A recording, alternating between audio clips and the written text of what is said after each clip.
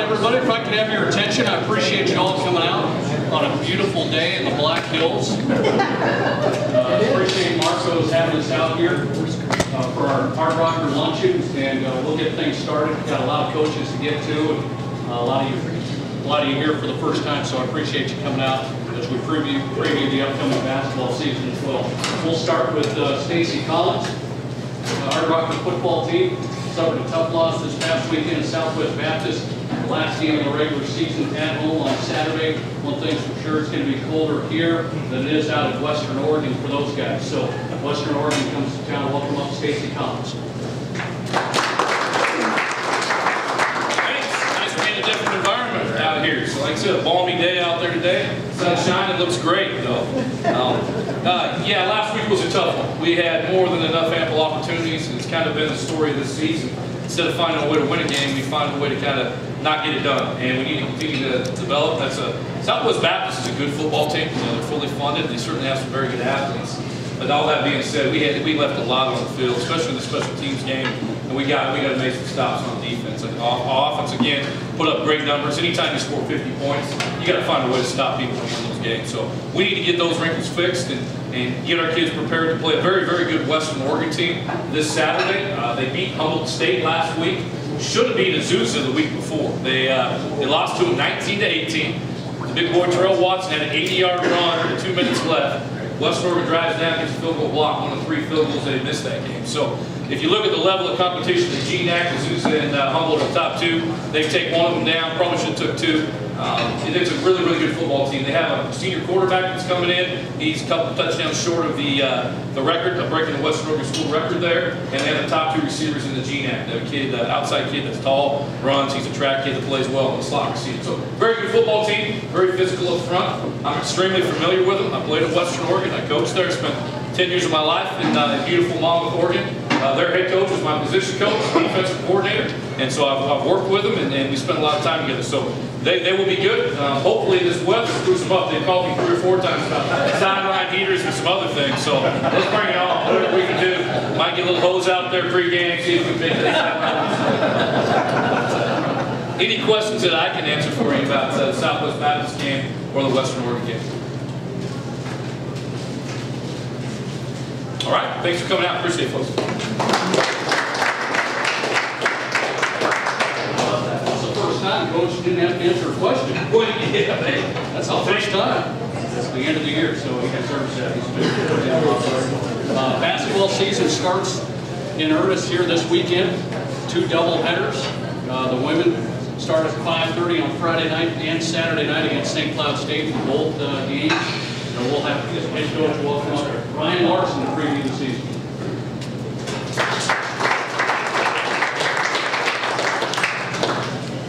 Thanks, Dave. That's a great turnout. Thanks for Marco's nice spread over there. Good luck, Coach Collins. Saturday's been fun watching your team play this year. Unfortunately, I have to make that last game. I'll be doing my own pacing, getting ready for St. Cloud. It's the time of the season, the regular season, where we got to play. You know, our kids are extremely tired of beating up on each other. They know each other's tendencies, all that stuff. It's time to go, and I'm really happy with where we're at. Coach Collins talks about his defensive woes a little bit, and I'm right there with him. I'm a little concerned about our defense. Not a little, I'm rightfully concerned. But the good thing about it is our offense is light years ahead of where we were last year. So that's a good thing. We just got to figure out a way to get a happy medium there, defensively and offensively. St. Cloud's a good opponent. It's going to be a good contest for us. They're big, they're strong, they're physical, and they put up a lot of points. They averaged 75 points a game last year, which is quite a few. And they're just really solid all the way down the stat line. So we got a big challenge this weekend, both Friday and Saturday. And that's why I can tell I'm concerned about our defense with the number of points that they put up.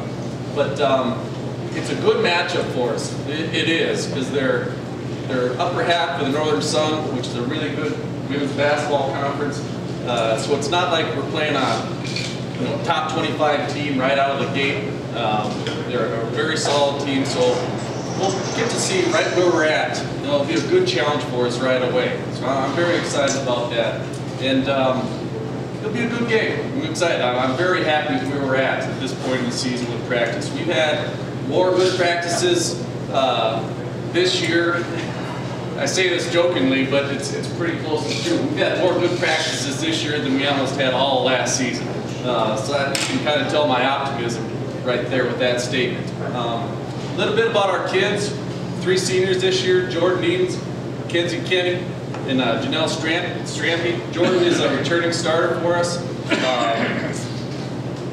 Jordan, she's just really improved. She really dedicated herself this summer in the weight room and in the basketball gym, and just working on her game. And the best thing for Jordan, she's really bought into her role and knows her limitations and what we're asking her to do. Be a very solid defender, rebounder, and passer. Making open shots. She's doing a good job of that. And she'll be a solid contributor for us all year long at the starting wing for us. Mackenzie Kenny, another kid who works extremely hard this summer in the weight room and in the gym. She's very surprising. You know, she's that post player that can step out to the arc and knock down a couple threes a game. And she's just real slippery on the block too. She's got shoulder spins and all that stuff. So she's kind of our prototypical guard post player, post that can shoot it and also have, score in multi-dimensional ways. And then Janelle Strampy, I've talked about Janelle quite a bit before. This kid hasn't played basketball in 2 years. Last year she was injured our second practice of the year that she came back from after volleyball, and the year before she redshirted. And I just can't say enough about her. She's such a great addition to our team, just with her leadership attributes and work ethic. She works extremely hard. She's going to get on the floor a lot this year, just how hard she plays. And it's a difficult game, basketball is, to not play for 2 years and then just get out there and compete again. And she's doing a tremendous job of that. So we're really happy with where Janelle's at. She's going to be a big contributor for us all year long. Our junior class, Alexis Long and Devin Ashley, both returning starters from last year. Alexis is playing at a pace that is it's really fun to watch. And that's one thing that we've been working on a lot last year and then this year, is playing at a faster pace. We want more possessions. We want to put pressure on the defense, put pressure on the rim. And, she's really leading the charge there. It seems like every other practice, either myself or Coach Baller are telling those posts and those wings, you all better start running faster, because if Lexi's beating you down the court with the ball, well, we got a problem. And she does that quite a bit. And that's the pace that she's playing at. She is really playing at a high level from last year. Not that she didn't have a good year last year, but she's just really, really improved. Devin Ashley, another returning starter. This kid, just another big weapon for us on the offensive end. Again, a prototypical post player that can shoot threes, put it on the floor, and then her left hand on that block is something special. She got this hook, and she can get it over probably a 6'6" person with wingspan. And she just turns and fires that thing up there, and I think it's always going in. And if she misses, I'm surprised. That's how good that left-handed hook is. And that's a big-time weapon, especially for a right hand. So I'm very excited about our 2 juniors and the way they've worked this year, all year long. Then our sophomore class, kids that played a lot last year. Megan Rohr, our returning leading scorer. She came off the bench for us. She'll obviously be starting for us. I'm not sure I've seen a kid just really improve her overall game in one summer. She completely changed her body with the way she exercised and the way she lifted weights and her diet and that stuff. And there's another kid that's just playing at a tremendous pace. When you watch us play this year, I guarantee you'll see her score at least 2 buckets a game of just outrunning the defense and catching and laying it in. She is really playing athletic right now, and then being able to shoot threes and put it on the floor, playing at a really high level for us. Krista Showalter, a little bunged up right now. She didn't get a chance to play in her SPSU game, and she kind of tweaked her knee again the other day in practice, so kind of a question mark for us right now. If she is able to play, she'll be starting for us. Another kid that just worked extremely hard all year long. She's she's a big piece for us. We're knocking on wood right now. Hopefully that she'll be able to play. We just don't know. She's got an MRI this afternoon. We'll find out there. Trying to think. Last year I had all the pictures up there. So I remember I got to look at who I was supposed to be talking about. So if I forget anybody, let me know. We got a junior college transfer in who is a sophomore. She's got 3 years of eligibility, Elisa Gallagher. She's from London, England, by way of Lamar Junior College, and a really good recruit for us. One thing that we were really focused on finding in that guard spot last year was a kid that could just knock down threes. And I tell you what, you'll see her make a number of threes this year. She is one of the best shooters I've seen. She's having a kind of a harder time picking up the way we want to play, but her last few practices have been really good. And there again, you know, all we need her to do is stand in that arc and just right here, wait for that ball to come and let it fly. And she's figuring that out and doing a really good job for us.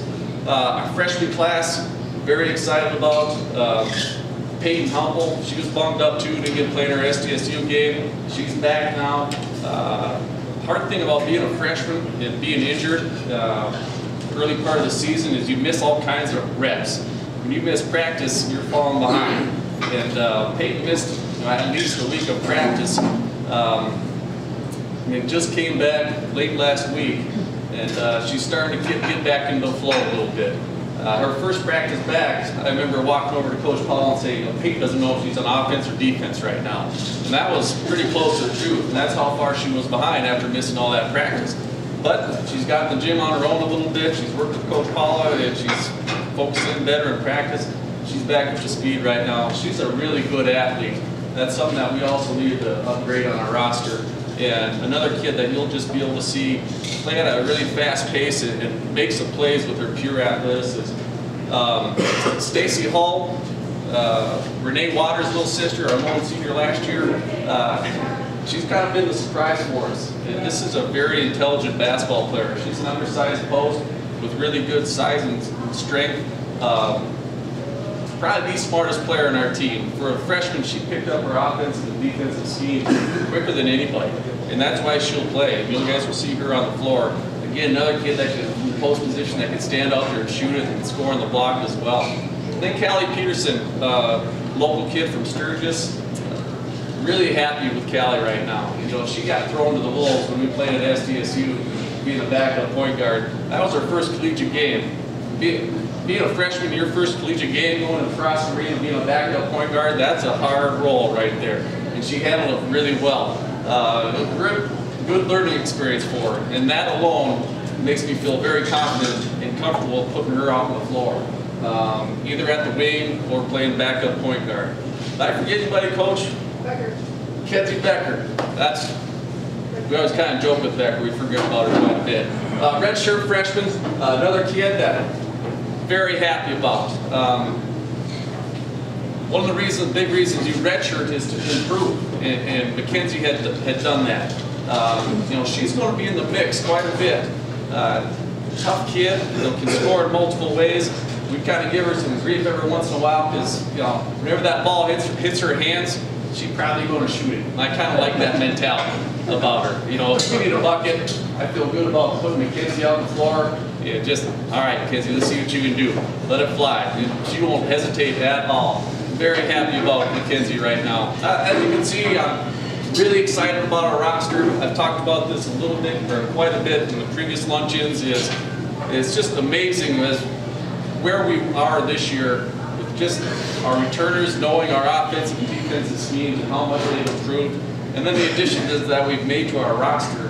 I'm very optimistic. I don't know how many games we're going to win, but I do know that we're a lot better and we'll be a lot more enjoyable to watch this year. Questions for me? All right, thanks again, Marcos. Good luck, Coach Collins, Saturday. Appreciate everybody coming on.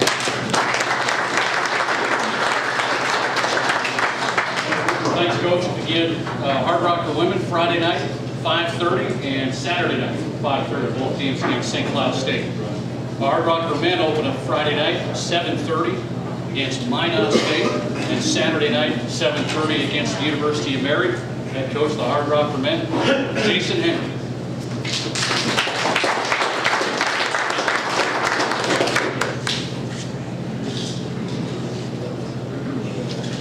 All right, obviously I'm older and dumber and badder and everything else than Ryan, and I gotta have a cheat sheet, and I have 18 guys, so there's no way I'm gonna be remembering everybody if I came up here and winged it. But our season is getting going too on Friday and Saturday. We play Wayne State on Friday, University of Mary on Saturday. Two teams that we're very familiar with from the old DAC 10 days to just continuing to play them these last number of years, because it is one of our closest games that we actually play. When we go up there, and then for them to come down here, 5.5, 6 hour drive is close for us. So we hopefully will continue to play them in the near future, but no intentions right now with the new conference starting next year. So it's the last time we'll maybe see these guys for a couple years, and then hopefully get something going again in the near future with them. But we did have the SDSU game 2 weeks ago. We talked a little bit about that. Obviously got a chance to see a lot of new guys playing and see their roles and things. And then last week we actually, which was probably the best thing that could ever happen to us, is we got another game in, and Matt, I know is here, Matt Martin, I guess over here, but he put together some players from around the area, whether it's some of our alumni, some of the good players that went off to play in college, whether it's D1s, D2s, just kind of all over, or even for us. And it was a great game, not just because we got our tails beat and we played good players and all those kind of things, but because we got a chance to play another game. And last year that happened to us, where we're up in Dickinson because of our schedule and trying to have exhibition games to, once you get January and February as an independent, you don't get a chance to play the teams you want to play on a Friday and Saturday night. You basically play on a Tuesday, and you might not play for 12 days. And what we put in and fill in some exhibition games, and last year we did that same thing, and to fill in the schedule a little bit, we got a chance to play one exhibition game before we went up to Maya. And Maya had played 3 games over in Canada already. They played 3 exhibition games. They got 6 games in, and we had to 1. And our first half there was not very good. And that's something that hopefully we use this game last weekend and not have such a big break from last Thursday to all the way to next Friday that we didn't get to play against anybody, and got a chance to compete against obviously some very good players. So going into this weekend, I feel that much better. So far to go still with a lot of our guys, but feel very confident going into this weekend, obviously being at home and then having that extra game. So it was great to have that, and of course we learned some things and got to see some more people play. So really appreciate them throwing together a team and competing against us. As far as our guys go, like I said, I got to take out my cheat sheet, but we do have 18 guys this year, guys from basically all over the country again. We're excited. We brought in 6 different guys, or 6 new guys to our program, and we're expecting 3 or 4 of them to play extended minutes for us. And that's not always easy to do. We're running basically new things on the offensive end, which we tried to explain last week here with Tim's question, and now we got basketball guys here, so maybe we'll explain a little bit more what we're trying to do, especially on the offensive defensive end. But we're excited about our guys. Real quick, some of our guys, I'll talk a little bit about each one as well, and get some questions answered after this too. But Brian Orr is our first guy on my list as a freshman. He's actually a great story about him, and he's a 6'5", 6'6", basically shooting guard, scoring guard. He has not played yet for us because the last play in practice on Wednesday before we went to SDSU, he sprained his ankle pretty bad, so he didn't play at SDSU. Then gets better, actually a lot quicker than I thought he would, and did a lot of the rehab. Our trainers did an excellent job to get him back on the court that next Monday, and by that Wednesday, he was playing well. He goes hard down the middle of the lane, steps on somebody's foot again. Now he's out that other game that we had played. So he hasn't played yet. He's a guy that needs to get the minutes, needs to get a feel of college basketball, of how hard you got to play, how hard you got to compete, and then just the speed of the game. And right now, I don't know if he'll be ready for this weekend. He's definitely been in practices now, but understanding, Peyton, we talked about that with Peyton for Brian's team, and they just get so far behind when you're not. You throw so much stuff in right now, and he's just so far behind as far as execution and that kind of stuff. So hopefully he gets going. But the story with him is he's from the Detroit area, and actually one guy that played for Coach Wells, Sean Swanson, was an assistant coach of his.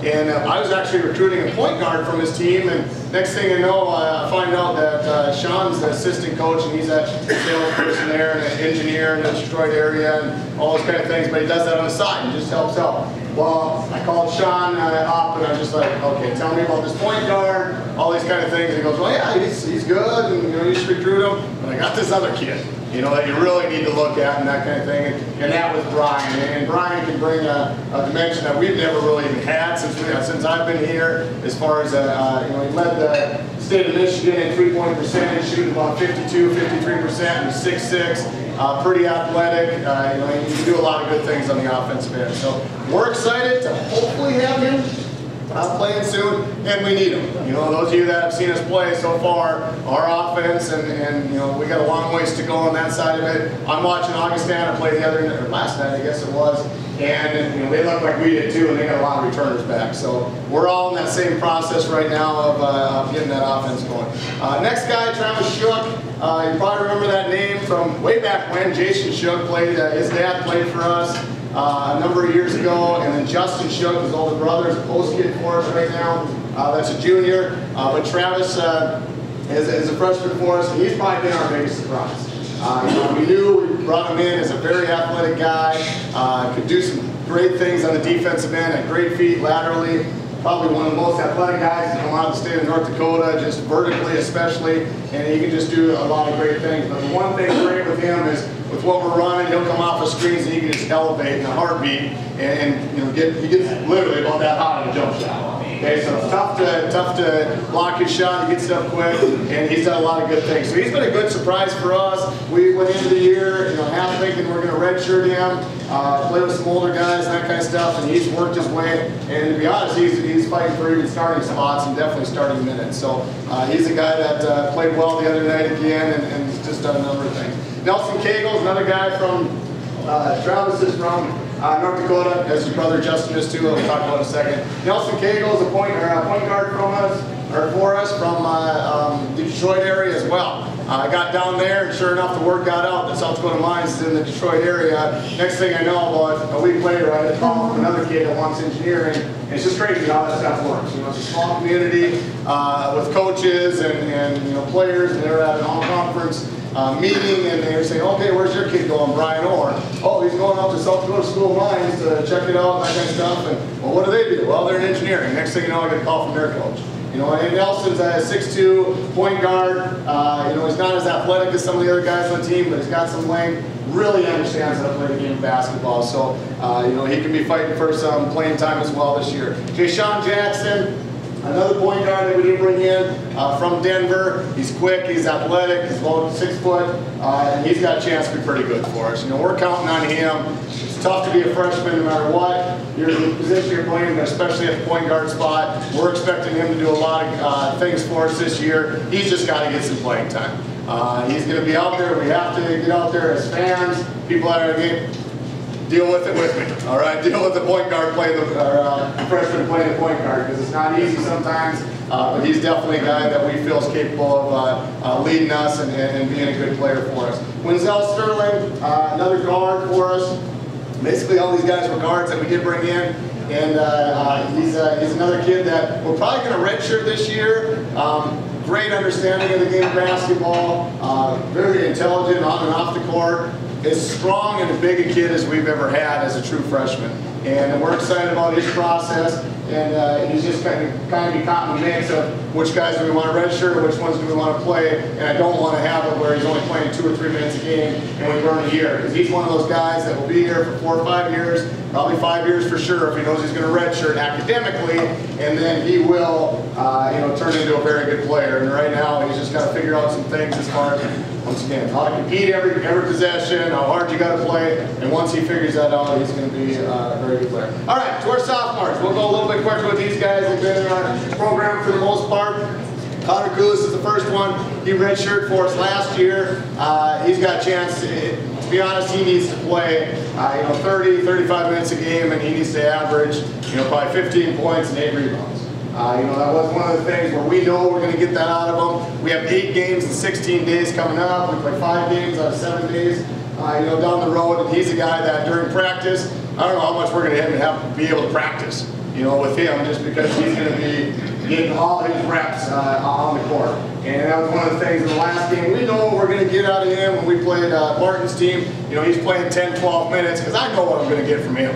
And he's a guy that's going to bust his butt. He's going to get up and down the floor, and he's going to score. So we're very excited to see him play. My daughter just asked if he was playing this year again, and he hadn't played for 2 years, and my daughter's only in first grade. So she's 4 or 5 years old watching him play. She remembers him playing 2 years ago. So that's the kind of impact that he has on our team and on the floor, and we're expecting big things from him. Other guy that redshirted for us last year too, that's a sophomore, Troy White too. He's been a little bit so-called injured this year. He's actually been cramping up big time. So if anybody's got any reasons for that, and I know he's been in the weight room and done a lot of things. We've got him drinking water and doing all that stuff. But for whatever reason, once he gets up and down the floor, his quads will tighten up. And, you saw that with LeBron James, and he's not LeBron James, but I guess that's the closest thing LeBron James will have is a guy that cramps up in the middle of a game. I don't know. But he does a lot of good things for us. He's very athletic. He's very strong. And he's got a chance to get a lot of playing time at the wing spot. And it's good to have him back. He had some big games as true freshman for us. When he was out in California, I think he averaged 20 points a game as a true freshman, playing some good competition. So we're expecting good things from him if we can get him healthy. Tyler Schoenig, another kid from Nebraska, that's got a chance to be a backup for Connor Koulis at the 4 spot. He's a rebounding fool. And when he wants to be, he needs to be more. He screens well, can knock down shots, and he is. Maybe he only gets 5, 8 minutes a game, but he's going to come in and he's going to give that effort that he needs all the time, and we're excited about Tyler stepping up. Joe Newkirk, kid that hasn't played a lot. We have high expectations for him. He's a 6'9" post kid from Utah. Very, very athletic. He just makes up for a lot of things on the defensive end. If we got guys that get beat, guys that are going to the rack and ready to finish, he'll come up and block the shot, basically out of nowhere. And we've never really had a guy like that in our program, and we got to make sure that we can get playing time for him because he's good on the offensive end, good on the defense, especially on the defensive end, where he can just change a game and do some good things for that. And then Evan Withrow is another sophomore that we have. He's actually been hurt all year. He came in and he found out right before he came to school his hips were giving him some problems, and he's gone and done some MRIs and all kinds of stuff. He's actually going to have surgery in the first part of December, and then I think he's got to wait 2 months and have surgery on the other hip. I think it was genetic thing, and I don't know the whole scoop of what it is, but bottom line is he's tried everything with therapy and shots and all that kind of stuff. It's just not getting any better, and now he's going to go under the knife and get it taken care of. So hopefully 20 years from now he's able to walk, and some of those stories I hear of some of those athletes that just isn't good. But if he's not able to do it basketball-wise, we got to get that fixed. Some of the juniors. Eric Seabury is a kid that played a lot of point for us last year. Moved him to the wing. We're trying to play him back to the point. Now we're going to move him back to the wing. So he's kind of bouncing around all over the place.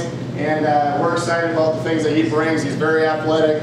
He gets to the basket very well. And now he just, has to take care of the ball, not turn it over like a couple other point guards that we do. Philip Shadowak.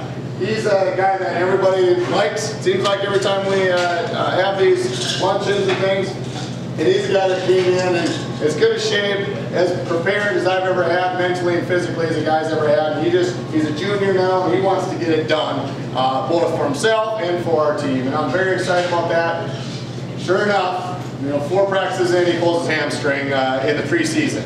Now, he's gotten over that. Now he's getting back in the swing, and we're very excited about where he's at again. He just got set back a little bit. I'm glad it wasn't the preseason, but our expectations are very, very high for him, and he's the guy that just needs to be on the floor. We got some wings. We're pretty deep in the wings. Need maybe a point guard to get out there. He might play a little bit of point this year for us, just so we can get him out on the floor. Jamal Taylor, he's our other kid that we brought in as our class. He's actually going to redshirt for us. He's a kid from Wisconsin, from Milwaukee area. Played for Augie the last couple of years. Actually started as a freshman for them. So that tells you what kind of kid he is. I mean, that's a big-time program. And he played a lot of minutes his last couple of years for him. going into engineering now. We got him here, decided we wanted to redshirt him, get him going with the academic things, and then have him basically for 2 years when we get into our conference. And that was the biggest side of it for him is I want to be playing for a conference championship when it's all said and done. And to be honest, he's a guy that could get us there. He's a top guard right now, kind of stinks. He's going to be sitting on the bench next to us, but he can do a lot of things on the court. Mark Mazzucco, another guy, he's actually graduated already from Arizona State last year. Smartest guy I've ever coached. I know Coach Welsh has had a number of smart guys in our program. I've met plenty of them, but he's top of the ladder. There's no question about it. But he came back, he went back to school, wanted to continue to play basketball. Been in our program last year, actually got hurt first half of the year last year. Came on, did some things for us at the point guard spot. And we're expecting kind of the same thing, whether it's a starting role, whether it's just come in and get us settled down, whatever the case is, he'll do anything to be part of the team and make us a better team. So last junior we have is Justin Shook. Like I said, with Travis's brother, 6'9", 6'10", even it seems like he's growing a little bit, but really athletic post guy. He's really come along the last couple weeks. End of spring last year when we did our stuff, he really came around, and we're excited where he's at. You know, it's going to be a battle. We got 3 good posts right now, and just find playing time for him. Hopefully they stay out of foul trouble. We don't have to put a guy in there if we don't need to, but all 3 of those guys are going to be ready, and Justin's going to be playing for some of that playing time as well. And then our 3 seniors.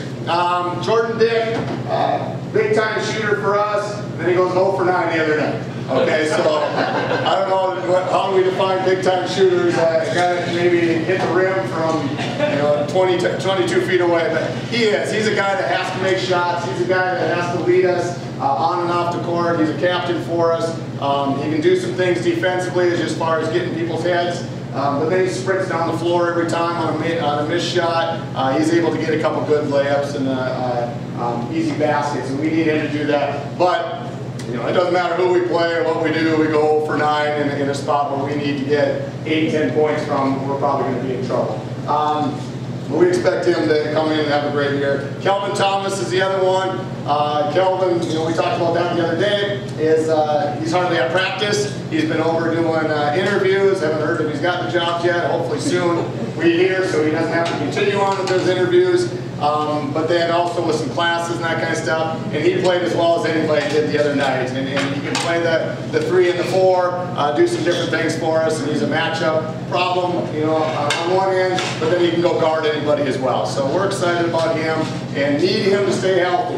Every time I start talking about him, every time he starts, you know, getting into the starting lineup or whatever, he comes down with an injury. And we're batting 1,000, we're shooting 100%, whatever the case is. So maybe we just don't do anything with him until we get to a game. Okay, maybe it takes off practices, and because if he stays healthy, we got a chance. I don't know what his winning percentage is when he's in games, his 5 years that he's been here, but when we played in those games, I haven't gone back and looked, but I bet we won 80% of those games. And that includes last year where obviously he didn't play in half the games, but we got to have him on the court. And then the last one's Andrew Rebo. You know, big post kid for us. We have high expectations for him again this year. SDSU, he got 2 fouls in the first 2 minutes and sat out the whole first half. Didn't really get a chance to see him do a lot of things. And he didn't play real well first half of the last game. Hopefully that's out of the system. He's one of the guys that I was talking about that game last Friday was very, very important to us. So he could come in ready to go against Miami and have a great first half and get the tone set and us to you know, not be down 20 to start the darn game. And he's got to be one of those guys along with the other seniors and those juniors to step up and go. Okay, that's quickly our guys. Like I said, Ryan's only got 12 to talk about. I get 45 to talk about. But they're great 45 guys. It's a good roster we have. We're excited. We got some athleticism this year. We got some guys that we do some different things on the defensive end. But we do. We have to gradually keep getting going with our scoring. And we have to have guys step up, knock down some shots. And the other thing the other night that happened, I think we missed 12 or 14 bunnies, like literally right around the basket, and you're not going to beat very many teams doing that either, so that's something else that we have to clean up. All right, enough about me and our team. What else do we got? Questions? Yes? You got new coaches here? Oh shoot, our coaches, yes. Derek Webb's right over here. He's been helping us out. Actually came up in the summer and did a lot of good things for us recruiting-wise. You know, he's taking care of a lot of this stuff. He's on campus. Last year, we had Coach Hay that was in town and did a lot of things at practice for us. Took the team on the road, did some scouting for us, but was teaching.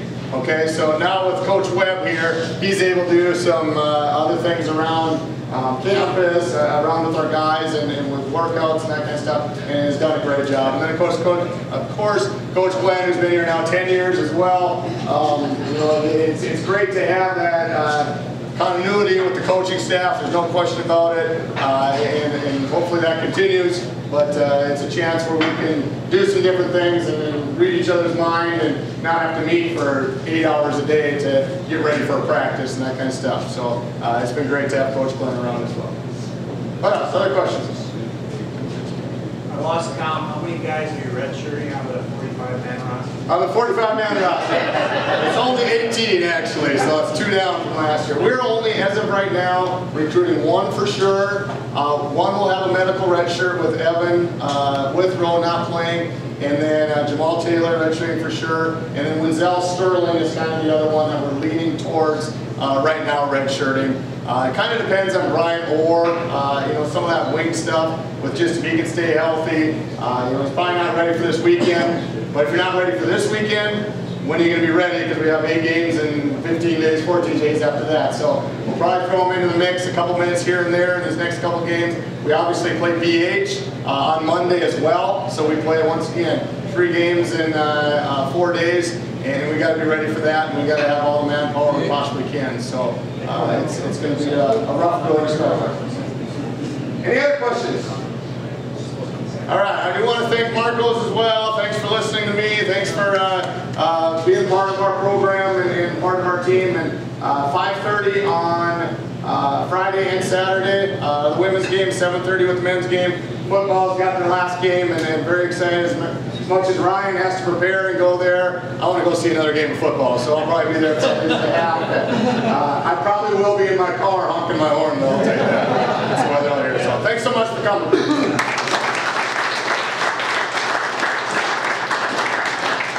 Thanks, Coach. Next up, Steve Johnson, head coach of the cross-country team. They just got done with the RMAC championships, and you can recap the season. Welcome up, Coach Johnson.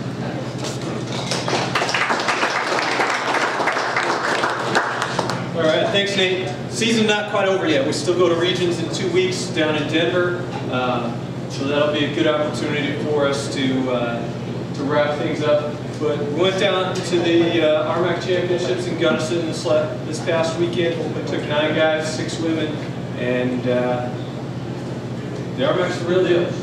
You know, there's no question about it. And there's a reason they are the best distance runners in the country at the Division II level. Our men had an okay day. It wasn't great. It wasn't bad. We finished 12th out of 15. I figured going in that an average day for us would be 12. We had a shot at the top 10 the way we'd set up early, but our number 1 runner, Travis Booth, had a little bit of a rough day, and so he actually fell back, finished as our number 3. The real positive out of it was Cole Yolovich and Jace Walker. Cole's a redshirt junior for us. Jace is a true freshman. Those 2 guys stepped up and they helped make up some of those points for us. Cole wound up being our number 1 guy. He's been a great team leader for us this year. Really helped bring along some of the sophomores that have stepped up in the last few months and helped get them to a point where they were racing right up with them. And if we had a little better support, I think we would have been able to give. If we had a little better support for those guys, we would have been able to give Shatter and BH who were fighting for those last 2 spots in the top 10 or for their line. On the women's side, honestly, just a pretty rough day. Women, I figured we should have been able to be at least 11th, 12th at the worst. We finished 13th. Gave up points that we should never give up. And the women came away from that race and they knew it. And the great thing about our women is they're young, but they take it personally. It means a lot to them when they do well, it means even more when they struggle. And so they walked out of that race, and pretty much to a woman, they all said this can't happen again. They know that they should be a top 10 team in the RMAC right now. They should have walked out of that meet in 8th place. And the way we were set up at the first mile of a 3.7 mile race, we were in a position to do that. We were racing, we had our number one, we had 3 girls right now, Shatters 1-2, and by the time we came through at 2K, so a mile and a quarter, we had one ahead of Shatters 1-2 punch. We just have to keep doing that. We have to keep pushing that way, and we have to provide support. When we got back, even on the drive back, the first thing we talked about is we have to be out there within the race supporting each other. We've got to pack up. We wound up, our women were, what was it, Jerry, about 3-minute pack time? 2.5. That should be 30 seconds on our women's side. It's been 30 seconds in our best races, and we've been 2 packs of 3 for those races. Well, this was a whole bunch of individuals out there. In fact, the only one that didn't run as an individual in the end was the girl who, Charlotte McGinnis, had a pretty solid race for us and came up and ran as our number 4. But she hooked up with one of her former teammates that runs a Shatter. And that was how she got through the race and got to where she was. We've got to do a better job of that. We've got to put that together. And that's the thing that our women really took to heart. We talked about it again yesterday during our workout about putting that pack together and keeping those packs together throughout the race. We can't get lost out there. There might be 140 people in the race. The region, there could be 170 people in the race. We've got to be together. We've got to find our teammates. We've got to not lose our teammates in the first place if we're going to be able to compete at this level.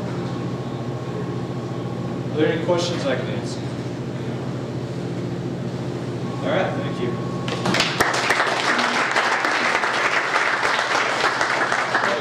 Highlight before I send you on your way. Busy weekend for the Hardrockers. Friday night, doubleheader basketball. Saturday afternoon, 1 o'clock, football. Saturday night, doubleheader basketball. Then Monday, the men play at Blackville State, and the women play Tuesday back out here. So for the next stretch here, a lot of basketball, football mixed in. If you can't remember that, grab a pocket schedule on your way out, right up here. Have that, it'll be good to go the rest of the season. Next week, we'll be back out at Buffalo Wild Wings next Wednesday at 11:30. So we hope to see you all there. We thank you for coming. Thanks again to Marcos. Have a great week.